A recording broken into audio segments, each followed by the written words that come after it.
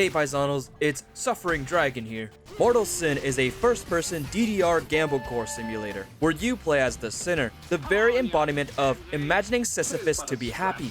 The sinner lives many lives in a divine comedy, exploring the human condition to live, breathe, struggle, and die, all to rebirth once again at the end of each journey for another round of suffering. We are a wretch of this place, destined to suffer.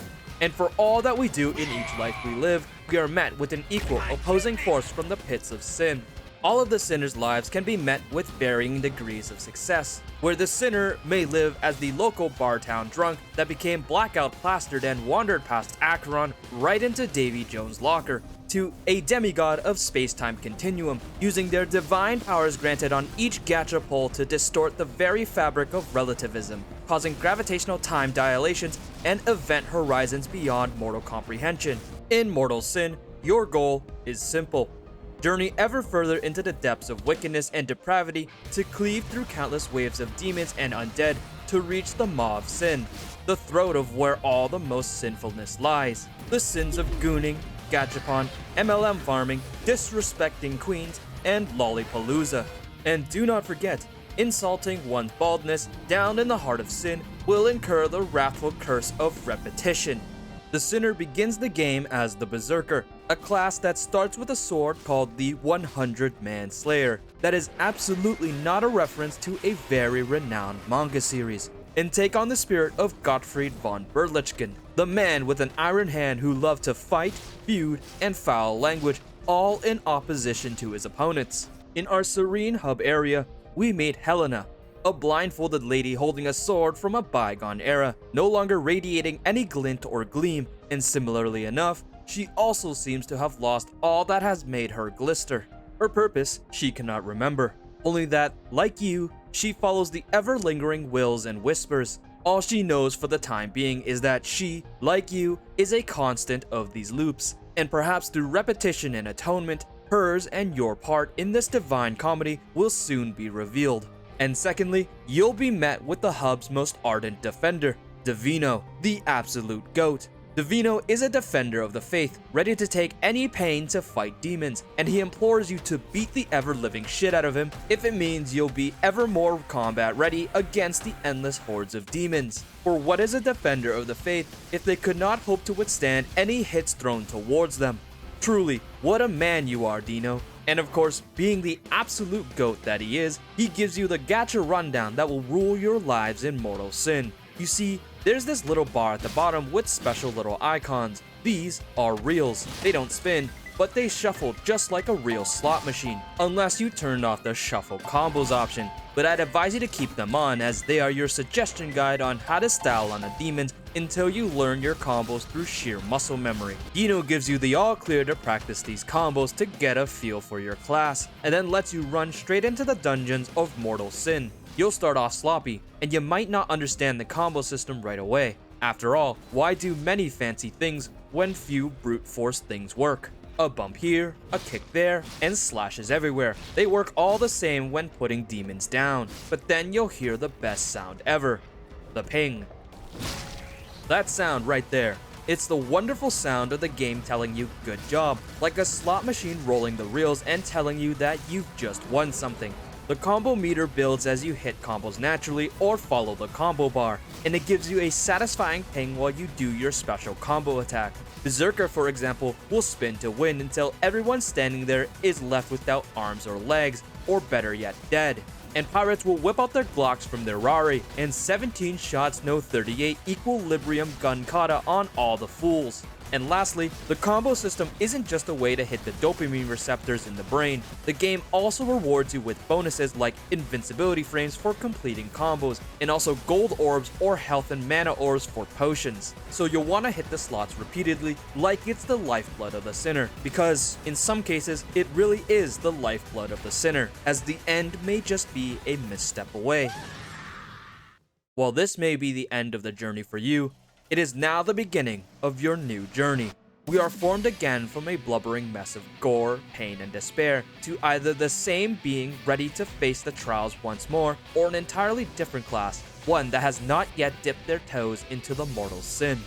Now, what is the mortal sin, you may ask? Well, according to a certain Latin theology, mortal sin is the deliberate turning away from the big man himself when committing sin, i.e., it's gotta be bad, like taking the big man's name in vain, knowing it's a bad sin in regards to the big man, and choosing to do it anyway. That's just called being base. But with regards to the sinner here, what is mortal sin? Helena explains how these creatures we fight are empty husks spawned from a greater being called Enimatik, an artificial being that was created by even greater beings called Tarkulants, to regulate the sin of humankind through loops of atonement. And in this world of mortal sin, there is nothing but endless loops for individuals in order to be sanitized of their sin. After all, humankind wished for this. They wished for immortality, for comfort against the unknown, and were granted it through atonement, a fair price to pay in accordance to machine logic. However, you are the sinner. You are in this loop of atonement, yet you are different. You wear your sin as armor instead of shame. You are told that you wish to live forever and that this gift was blessed upon you, yet you reject the gift and curse those who bestowed it upon you. You rip and tear because you are emboldened by your ambition. You long to be rid of this endlessness, to indulge in your desires, and to reject that which is your lot in life. That is why you are the sinner. Well, I can't say for sure if that's what's going on, but let's break down my mortal sin while playing this game. Gula, Luxuria, Avaritia, Tristitia, Ira, Vanagloria, and Superbia. These are my mortal sin. These are the things that define how I play the game. I'm ruled by them, enthralled by them, and it feels oh so wrong, and yet, in the wise words of Shredder, it feels so good to be so bad. Gula is my overindulgence, my excess of this game. I love playing this game. Its combat is captivating, and I find myself going more and more into it each run, whether I live or die. Each class is such a delectable thing to play. It feels so great going from world-ending hammer slams and spin-to-win sword decapitations to pizza store sign spinnings while incanting the fires of Papa John's pizza ovens to burn every demon in sight. I just get so ingrained in the frenzy of the martyr, being able to dish out massive damage while bearing the weight of 6 randomized curses, and then gluttonously eating even more curses because what is another curse on top of the already bunch of curses you already have if the enemy melts before you? And then I come to skills. I just want to keep grabbing every skill I come across to cultivate so much skill mass that I become the end of all things. And yet, there is still a desire to indulge in more, to gain more curses, to play more classes, to gather more skills, and accumulate more sin currency. It's just an endless loop of consumption.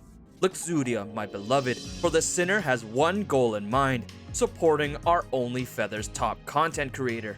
We, the sinner, are tasked with completing very optional quests in each dungeon that help empower Helena, our handler on this arduous journey to slay all of Hellkind.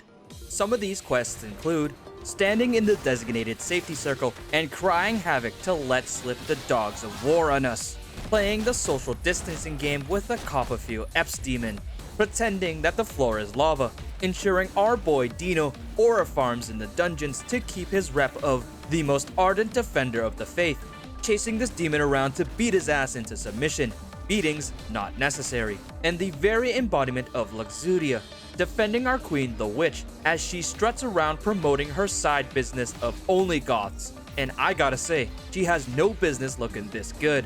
Doing quests will net Helena with 2 distinct reactions as befitting our simper. 1. Failing it will result in her not being impressed. This is the dooming of all simps, so let's not do that. 2. Succeeding means she will be impressed with the simper and will bestow upon us a new Only Feathers reward, which can be previous content from the vault, new pay-per-view content, or even mass DMs to fill the simper with even more determination to complete more quests. And all this to level up Helena's Only Feathers creator score, so she can be the top earner. With each new rank, she ups the ante of her Only Feathers content page, revealing new things to the simper for being her top fan, such as removing her blindfold, revealing her back wings, shortening her skirt, and even bleeding from her eyes. Such scandalous behavior is unbecoming of an unwedded woman, but she is our woman, and we, the simper, will have her reach the top earner position no matter the cost. even with the forewarning that the cost may come dearly for her at the end. Avaritia, my avaricious desire for more. Mortal sin knows that hunger for loot, and it absolutely feeds into that hunger. Rooms and bodies are laden with loot, all of which are randomized with wondrous effects like singularity summoning gravity orbs that event horizon enemies to their deaths, or having the power of the sun in the palm of your hands. Skills are given in a gacha roll with a choice of one of three. Some are skills that bless the rains in Africa, while others are abilities that you might just throw in the trash. You can hit that reroll button for more and more until you run out of money or find the god tier skill that you were looking for. Additionally, if you're not one to be caught rummaging the deceased, you can use your hard-earned gold essences to run the slots back at home. You may catch yourself spending countless minutes and essence running the blacksmithing station for that one mythic item you've been looking for. Just bear witness to my absolute degeneracy, rolling for items for over 30 minutes, with not even a particular item in mind. I just kept playing the gacha rolls for one simple reason. I rolled a unique item, and I wanted more. And to match such avarice, the new Bloodhide armor, acquired from Blacksmithing Gambling, gave an equally and most rapacious display. By calculating all of my pirate's mana draining abilities and converting it into health taken instead. My greed was on full display as I walked into the Maw of Sin, decked out in all the loot goblin gear. You can see it here, the absolute cupidity manifested in real time.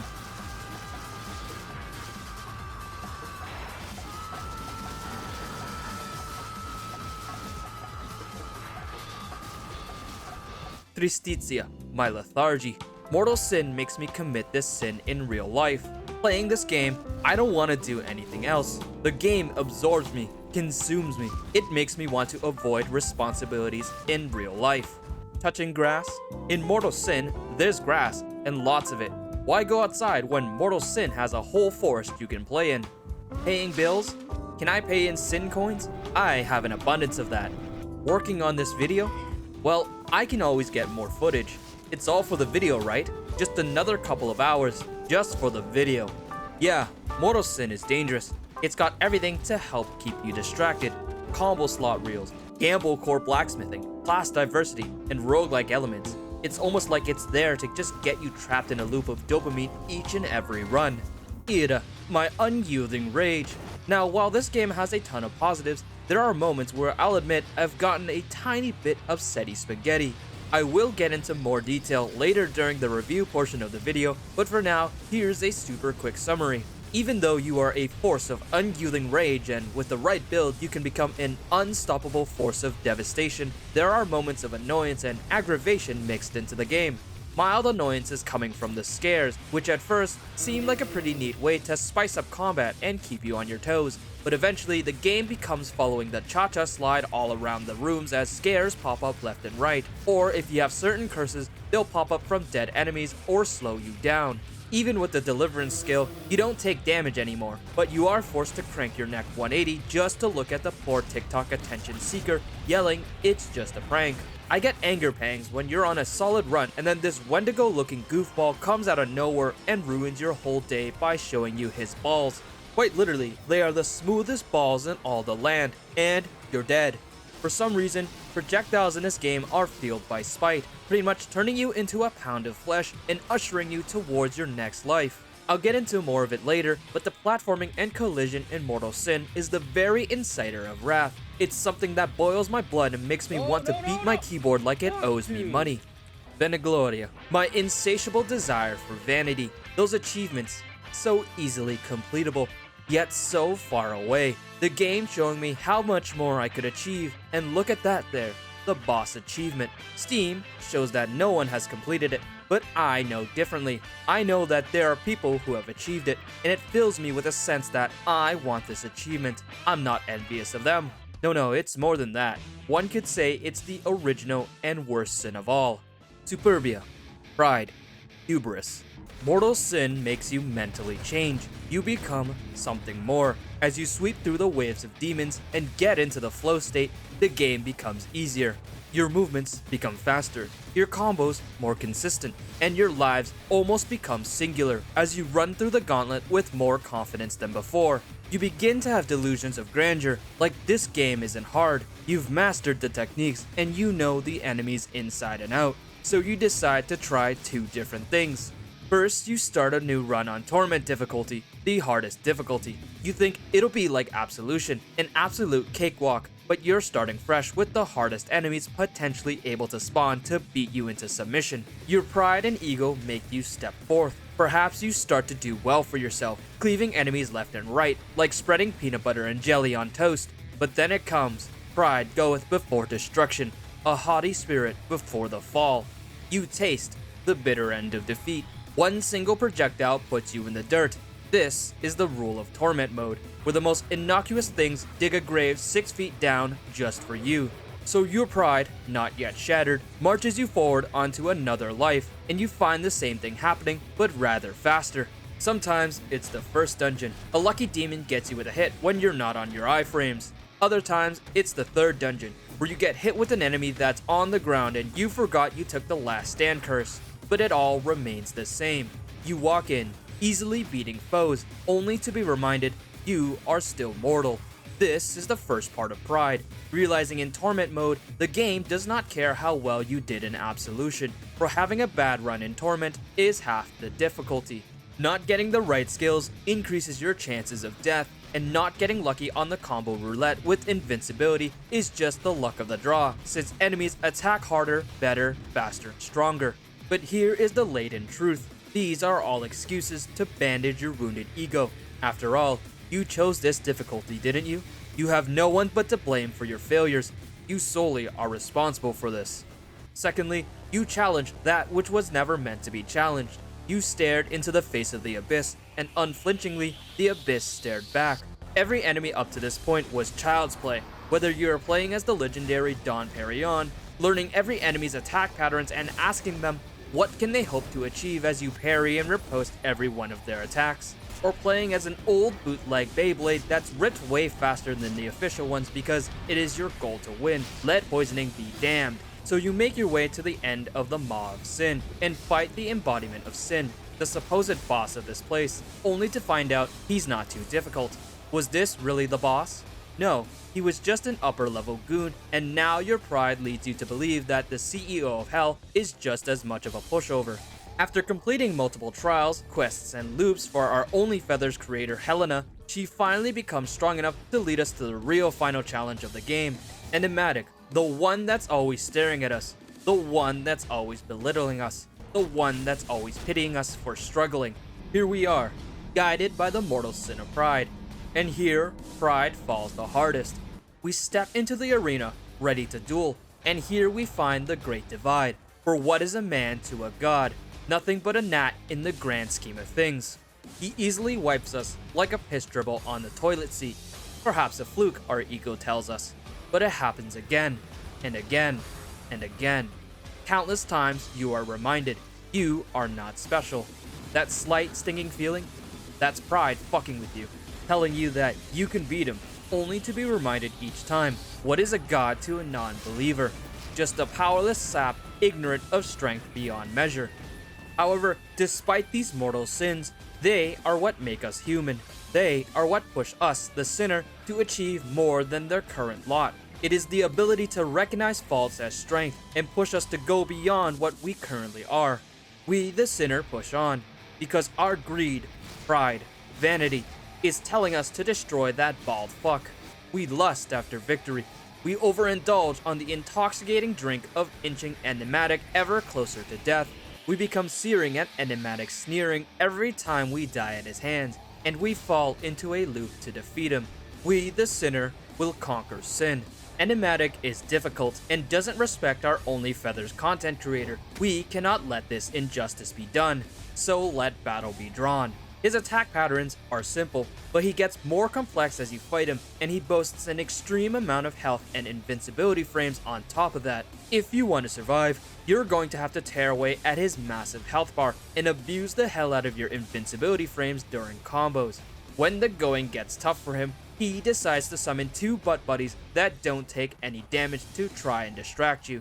They literally cannot die, so you have to focus on chipping his health down to half. He then gets very serious, starts to abuse his invincibility frames with multiple attacks while trying to keep you away.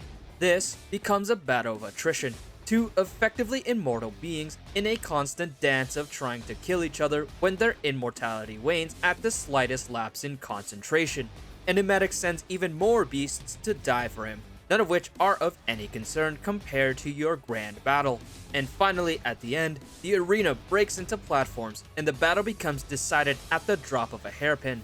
Now, I won't lie to you, I had hoped to be able to write an ending about how our Gods of the Iron Hand was able to slay the false god Enimatik. I was hoping to write an ending about how we were able to break the cycle of struggle with our iron will alone. And I was hoping to be able to put the Berserker to rest after countless times dying to the boss. But alas, for reasons which I'll talk about later, I was unable to complete the boss battle with the Berserker. Despite effectively winning the fight multiple times to the last sliver, it just wasn't in the stars for my Berserker to win. But pride. Superbia. That is what drives us forward. It was something I didn't want to use. I wanted to be Enimatik without it. However, after so many hours of going through the same battle just to get to the end to die, and needing to repeat the same battle cycle every cycle, I relented. I accepted my only choice. I decided to use the Hoarder. The Hoarder is a class that can only be described as broken beyond any measure. While every class has the opportunity to become a god based on your item and skill rolls, the Hoarder is truly, in my opinion, one of the most busted classes in the game. The Hoarder at first glance might not seem too impressive. They start with no weapons, gain no weapons, and their ability boasts 5 seconds of invincibility at the cost of a 12-second cooldown.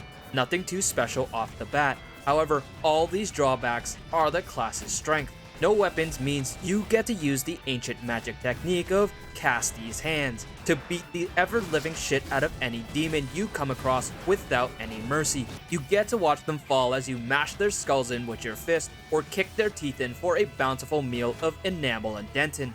No weapons means any items generated are only armor pieces for loot or during the blacksmith gacha rolls. This means you have a lower diversity pool for items to roll, meaning you have a much better chance of rolling a unique item since as of 1.0, unique items only come in armor pieces or this super rare sword I believe you can only get from Helena. Next, your combo is simple. Bash, kick, bash, punch, punch. That's it. That's the combo generator. You can basically keep looping that combo manually or through the auto combo, which means you get to keep hitting the jackpot, effectively becoming immortal until you stop left clicking entirely or until your enemies are dead. Seriously, auto combo can feel like cheating, but the alternative is doing manual combos as I have since the beginning and hurting your hand and keyboard from all the rapid fire keyboard slapping.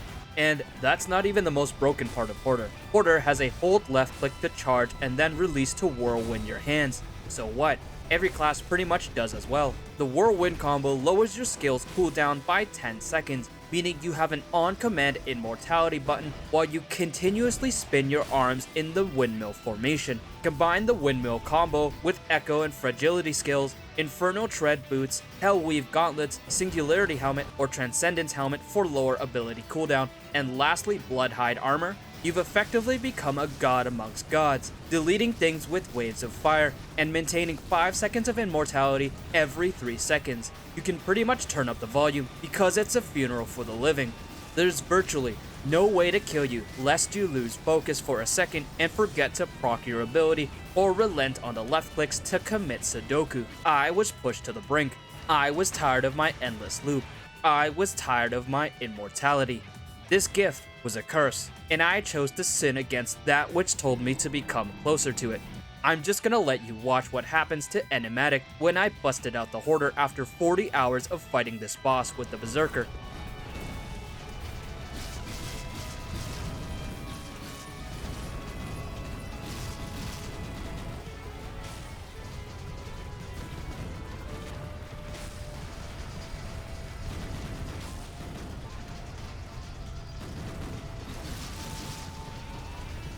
There he was.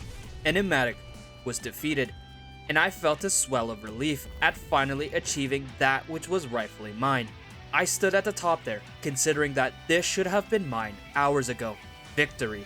we stand face to face with our only feathers provider, her only recourse being that her part in all this was to add a human part to the cold, robotic regulation of sin. However, like the sinner, she desired more. She desired to break the endless cycle, and that no matter how much she struggles, she would always be stripped of her powers to be used as a tool for the loop, and as such, she makes the choice to no longer be a tool for those who wish to purify what it means to be human. She asks the sinner to sever the cycle. I feel that if I had won with the Berserker, if I had won despite losing so many times, that he would have deserved rest, that he would have granted her what she was asking, not just for himself, but also to free her from her indentured servitude. But this is the Hoarder. This life didn't experience all the loss, and instead accidentally hit the spacebar to kick her teeth in. And I was just kind of like, oh shoot, my bad, before being greeted by the cycle severed screen, feeling that I might have messed up. So I go back into the loop and tore Enimatik's face again, as if I was a chimpanzee that just encountered a rival troop, and brother, I just took a pack of Xanax. So, here we go again. This time, I considered my options, and instead chose to display my fervent simping for her. I would not sever her. We would go to war together, no matter the enemies, no matter the torment, no matter the cost. She was my only feathers provider, and I was her top fan. We turn away from all that was given to us by the Tarkulans, the atonement, the purity, the immortality. That is our mortal sin. Now here's where I want to transition into the review portion of the game. Mortal Sin is an absolute masterpiece. It's a roguelike dungeon crawler that has such an amazing combat feel.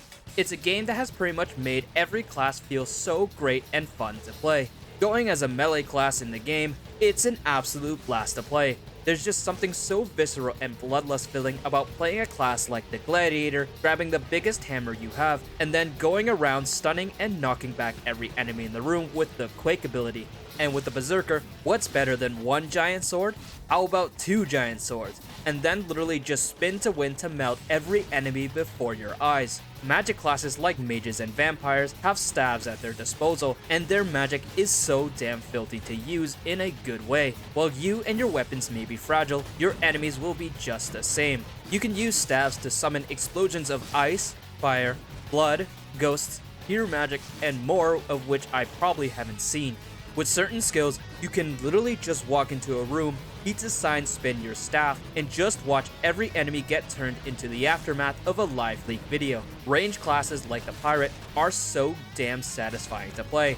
I picked the Pirate early on in my gameplay, not expecting to be anything more than a melee class with a pistol, and I was pleasantly surprised when I picked up the dual pistols, and that's when I started blasting. It just lit up the dopamine receptors in my brain when I started seeing the Sinner hold gun kata. Like, it was already enough that you could start shooting enemies from afar, but seeing your character start throwing bombs like there's a 50% off sale for grenades at the nearest Walmart, and then witnessing your character angle shoot and then spin to do another round of shots was absolutely dopamine pumping. And that doesn't even cover the echo and fragility skill, adding one extra projectile to your ranged attack and splitting it like a shotgun respectively. Once I got those skills, I felt the gun fever, and it pretty much felt like a cleric punishing the demons for sense offending. And there's this damn cool gun axe and massive fuck off cannon that just absolutely melts crowds. Everything about the Pirate is absolutely phenomenal. And then there's the unarmed classes. Fists are brutal, unabated, and lightning fast. It just feels so satisfying to watch as you kick in the enemy's teeth and wallop them with the 1-2 combo until they tell you to stop. It's just a prank. And that's not even to mention the whirlwind attack, where your character does a 360 spin fist towards the enemy. After all, if you start spinning and walking and they get hit, it's their own fault. There are even parrying classes in the game, like the Paladin or Warlock, that benefit from hitting the perfect parry to summon holy powers or resetting your ability to insta-cast your staff spell instantly. And just as a special mention, the Martyr is a class that can use all weapons. While some classes can do this, the Martyr's gimmick is they have low health for survivability, but with every curse they have, your special attack becomes stronger. It's one of those gambling experiences that you essentially bet that when you turn on your delete everything button and just go to town on everyone in the arena will be dead. Or if not, you'll have to survive long enough for your ability to recharge for the next round of beatings. It's absolutely wild that you can literally turn your class from a relatively normal person to a god of space-time or infernos. I love that this game lets you go as wild as you want, to the point where having Echo and Fragility with Singularity Helmet, you literally cannot tell what's going on anymore because the screen is literally being pulled into the event horizon from all different angles. It's just so fun engaging in the combat system during a fight to increase your combo score, acquiring essences for healing, mana, or purchasing things at the hub, and also most importantly, utilizing combo abilities and maintaining invulnerability. I personally play with manual combos and combo shuffling on, and just have my eyes pointed right at the combat reels. During gameplay, I just get that overwhelming urge to tune out the rest of the game and just focus on hitting the reels like a slot machine gambling addict. After all, I don't have to heavily pay attention to the enemies if I keep hitting the combat reel and gaining invincibility.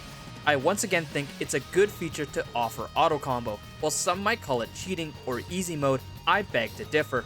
It doesn't do all the combos for you, only the basic combos. So if you want more complex effects like ability reset, you'll usually have to manually do the more advanced combos yourself.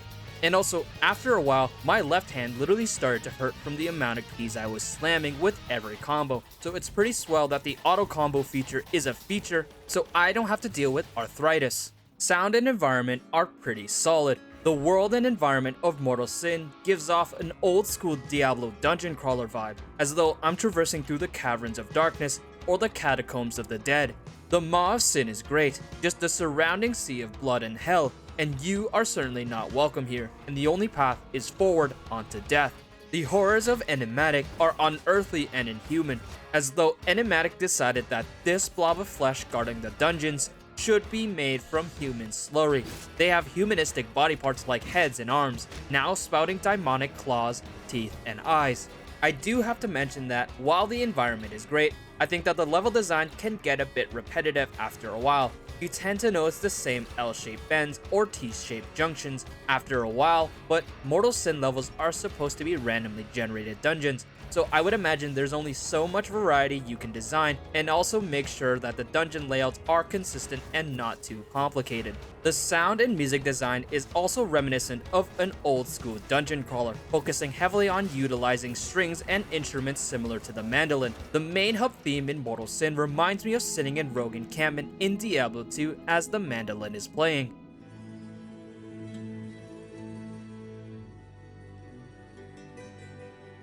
And the dungeon battles stick to the theme of old school strings and mandolins mixed in with modern heavy guitar riffs that just absolutely nail the desire to slay and survive.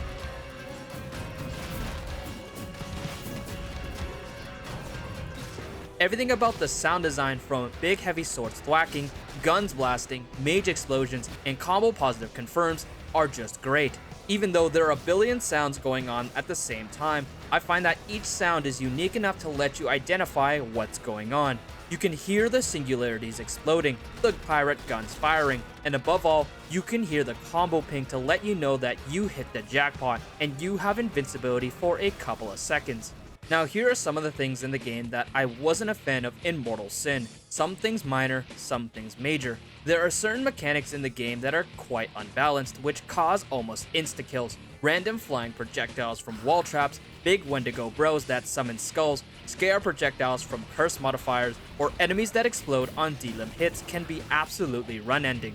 You can be at the top of your game, hitting every combo like you're on a hot streak, and then just suddenly fall to the absurd damage projectiles do in this game. This is especially prevalent in Torment mode, where if you're the Martyr class and you roll the spooky, scary projectiles, you can quite literally die in less than a second, and you won't even know what just happened because the game just insta-spawned a spooky circle. There are skills that allow you to survive a death hit, or allow you a grace period to not get damaged, but without those skills, you pretty much can go from a solid run in Torment to 20 minutes down the drain because the Lord of Redemption caught you the microsecond your iframes were down. The grind to reach the conditions for the final boss are a tiny little bit grindy. The only way to reach the final boss Enimatik is to help Helena level up by doing the in-game quests. While this does sound great on paper, in principle it kinda sucks a bit because the quest variety is a bit limited, and in my experience you have to complete about 12 runs to get her to level 8, assuming you don't fail any quests during the run. At some point with my Berserker, I was just absolutely demolishing demons, but not able to fight the final boss, so I just decided to speed run the quest because he was the most fastest and efficient way to grind up to level 8. So I went ahead and completed up to Absolution 11 to get Helena up to level 8, which in my main file equated to about 7 hours of Berserker time, and I would say about 4 hours of me learning the game initially. Now the major thing I did not like about the game is the final boss, Enimatik. I hate to say this as I absolutely positively enjoy the game wholeheartedly, but the final boss fight is an absolute slog and not a fun boss fight. Before I continue though, the Skins of Sin update did address a ton of my issues that I had with the fight. While the fight still does have some of my previous criticisms still present in the battle, I do want to show that the dev is great at listening and addressing community feedback. Back to the boss fight. I think mechanics wise, Enimatik is a solid boss. You have to learn the attack patterns for quick sidestep dodging iframes, parrying, or making sure your combo meter is topped up for invincibility. Enimatik has the potential to be a fun, hard boss battle, but in its current state, it's being held back by some mechanics that make the fight extremely frustrating, infuriating, and in general, just not fun to play. The lead up to the boss is pretty solid. You fight through hordes of demons to reach the portal to Enimatik, and then you get a small cutscene showing what happens. The problem is that this is very time consuming on multiple repeats. Dying to the boss is a major chore. There is no skip button for Enimatik, either for the cutscene or for the fights leading up to him. Every time you reach Enimatik, you have to watch the same 45-second cutscene of you floating up to Enimatik, looking into his gooning bedroom eyes, and then watch him pull the boondocks, slap on our tier 3 only feathers provider just to start the battle to catch these hands. Your build is probably strong enough to level the Maw of Sin multiple times over, but regardless, you have to go through the gauntlet every time you lose to Enimatik. This means you'll have to spend a minimum of 3 minutes fighting 3 arenas and then the additional 45 seconds of cutscene time just to fight the boss again. So a death penalty pretty much adds 5 extra minutes to get to the boss before fighting him. And that's a problem considering just how long and arduous the Enimatik fight is. Each fight pretty much boils down to 20 to 25 minutes of a boss fight because of his mechanics. Starting off with Enimatik's attack patterns, they are a mixed bag. Some attacks are perfectly fine, like the overhead mosquito on your nuts slam jam and the here comes a giant fist skull crusher. Even the tri-beam silence brand is perfectly fine. Finger guns is a mixed bag, as the only reliable way to counter it is frame perfect parry, or in my case, get the quick step invincibility skill or combo iframe through it.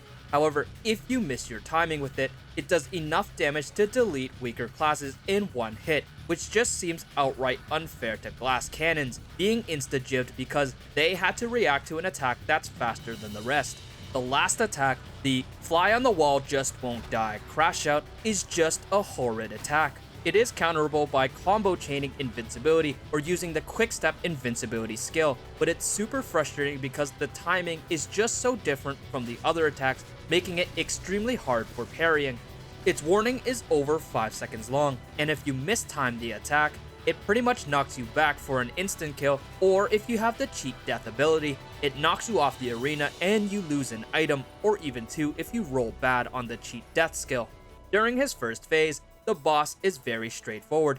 Move to one side, throw a hit down, and give you a window of opportunity to do damage, and then repeat to the other side. It's a pretty solid introduction to ramping difficulty. During his second phase, the boss summons minions that are just pretty ass, to be honest. The goons the boss summons are Goon 1 and Goon 2, and the unique thing about them, they are the invincible monsters that chase you out of the dungeons when you have a certain curse modifier. The issue is that they are still invincible during the boss fight, and they chase you around the arena to show you their teenage world star sucker punches from behind your head, or the stranger danger let me smell your balls cuddle attack. It's super annoying that they can literally body block you by running in front of the boss, or just generally being a nuisance and pushing you aside thanks to their big ass collision detection. The only way to deal with them is to damage the boss until half health, which then he desummons them and goes into his third phase. The boss at that point is throwing 3 attacks per 5 seconds with 30 seconds of invincibility. Halfway through the third phase, The boss again summons other mobs, and they are literally Mr. President Get Down for no good reason. It just feels like they are there to throw off your 1-minute cadence so you can spend the next 5 to 10 minutes getting back here just so they can do it again 20 minutes later. In my opinion, invincibility frames are fine as a mechanic. However, the third phase of the boss fight, it essentially becomes 30 to 40 seconds of 0 damage hits with a 1 to 2 second vulnerability period. And if you miss that, you have to wait 30 to 40 seconds again just to have an opening.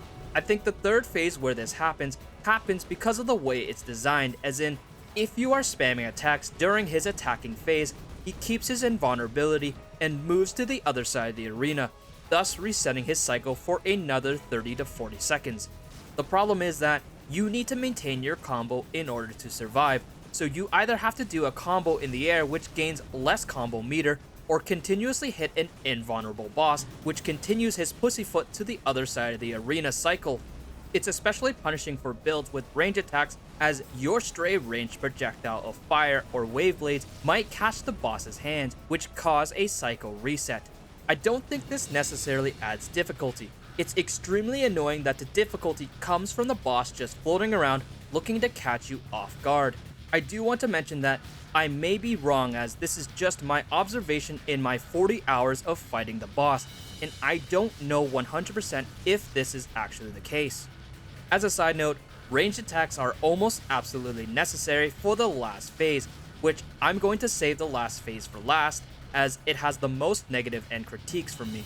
Some unique items and mechanics do not work on Enimatik. There are hardly any enemies, so having items that dismember, explode on death, or heal on kill are absolutely useless, as there are pretty much no mobs to deal with. If you bring the time stop helmet, it's literally a junk item until his minions show up, as they don't work on the boss in any way.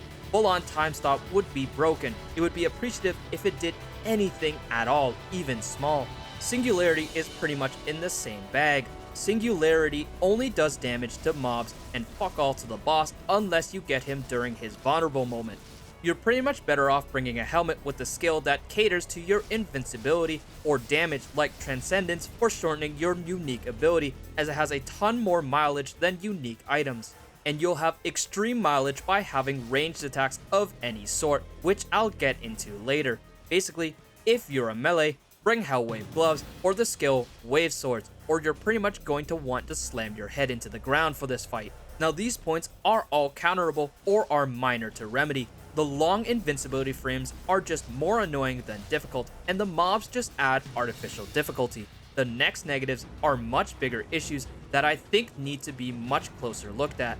The punishment from the boss. Anytime you get hit by Enimatik's attack, it's a mixed bag between Tis is a flesh wound or Dr. Manhattan deleting your entire existence. I had the cheat death skill pretty high, and it's pretty necessary when one single finger gun can just delete the player if they didn't have the skill, unless you're constantly maintaining iframes consistently. Falling down and losing an item is pretty much a reset, as skills are tied directly to having an item. It is a bit manageable if it's not necessarily an important item. However, if it's an item that has all of your core skills to your build, it's pretty much a reset, as you are effectively neutered for the rest of the fight. It's so vibe killing to get dropped off the arena either by the boss's full-on crash out attack, or, as I'll talk later about it, the ridiculous collision and the platforms. All to lose an item that just kills your chances against an already difficult boss. Dying to the boss is just not fun. It's not fun to start back at the hub area, to have to redo the entire Maw fight in 5 minutes, and then watch another 45-second cutscene only to be potentially one-shotted from finger guns or losing your items.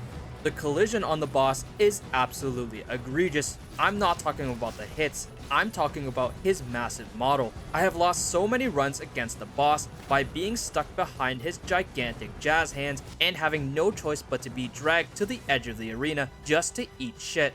There's almost close to no chance to do anything about it because the collision of the hands moving back is so large, you just have a small, lucky window to dash backwards to get out. Similarly, when the boss is lowering his head, if you're a little too close to his hooked jaw, you can get squished like Play-Doh and pooped out right at the underside of his jaw, down into the void. Sometimes you can get caught on the side of the arena, but with no collision to walk back up or a dedicated jump button, you are guaranteed to fall, and it's just a slow, painful experience as you now have to deal with a lost item for no good reason other than it's jank. Finally, the final phase of the boss fight is absolutely the worst thing in the game by far. I'm going to say it fully, that I am beyond frustrated with ridiculous collision and mechanics like the 30 seconds of invincibility, but the most frustrating thing about the boss fight is the final phase, the platforming. It is absolutely the most toxic thing to be put at the end of the boss fight, where it is the highest chance for death and not even being outplayed by the boss. During the transition to the last phase, the arena slowly fades away to reveal floor plates, which, by the way, the game doesn't give you any warning at all. The game just puts you into press space to jump mode and hopes you're paying attention to the floor fading away while the boss is actively attacking you. You can pretty much go from a smooth cadence against the boss to a straight up mental vibe check as you start to hop around, and now you need to find a floating platform to stand on. Once you are on the platforms, the flow of the fight grinds to a halt. Ranged characters have some offensive capabilities, while melee characters are shit out of luck unless you still happen to have a ranged attack I talked about earlier, or you can master platforming in the next 10 seconds while fighting Jazz Hands McGee. The boss slows down just a tiny bit, but only on the first phase of the last phase. He will finger you, punch you, slam jam you, but the most toxic thing is his fat fucking fingers will take up the space on the platform he is in front of, and you best hope that you don't get dragged by his hands during an attack or get stuck on his finger guns as they push you off the platform closest to him. But wait, there's more. The arena isn't a full arena anymore, only floating platforms. If you fell off, instead of respawning in a platform, you respawn on a platform with rotating saw blades, so best hope they aren't spinning or you just get insta-killed. Or you literally spawn in the air and just get wombo combo chain fall until you lose all your items or spawn on top of the saw blades with only your schlong hanging out.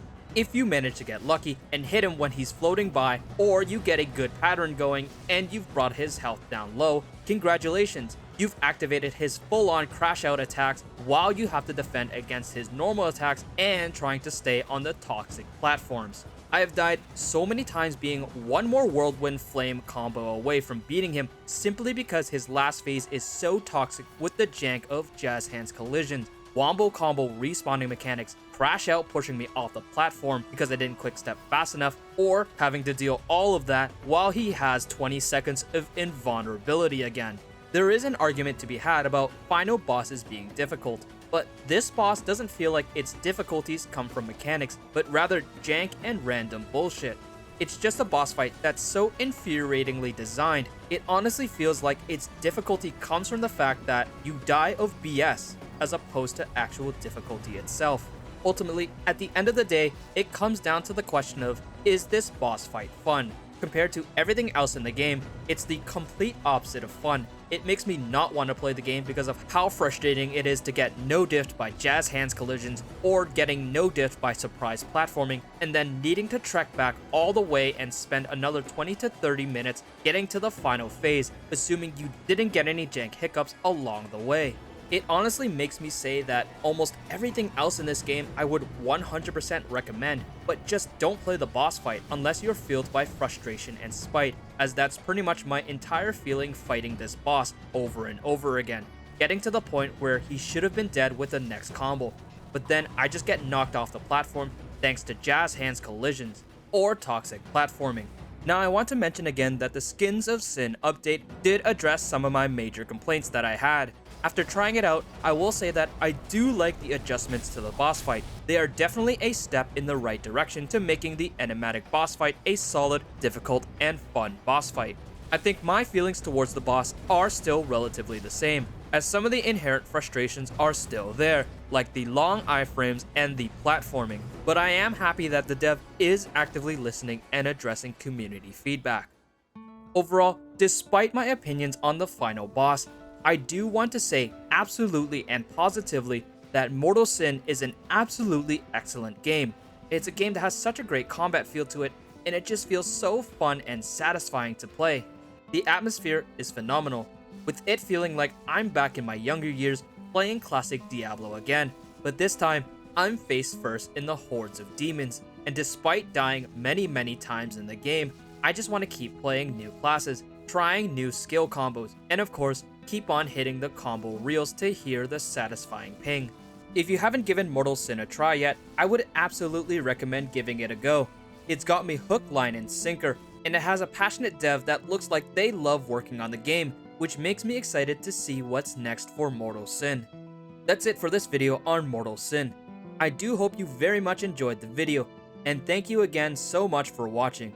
As always, more to come in the upcoming weeks. Take care for now, Paisanos.